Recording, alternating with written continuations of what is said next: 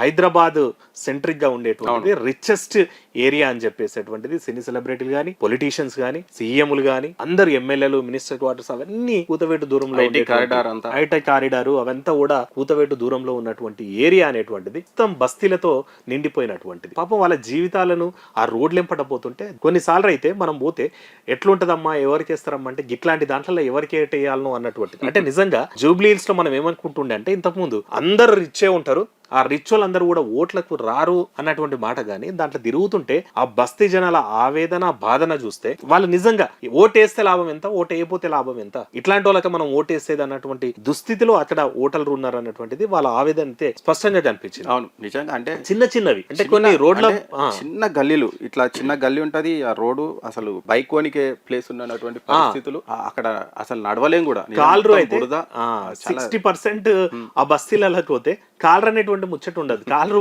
పోయేటువంటి ఛాన్స్ అయితే బైకే కష్టంగా పోతుంది అన్నట్టు. అవును, అట్లాంటి పరిస్థితి. సో అట్లాంటి నేపథ్యం ఉన్నటువంటి పరిస్థితి. దాదాపు 3,98,95,000 పైన పైచులికి ఓట్లు అనేటువంటిది.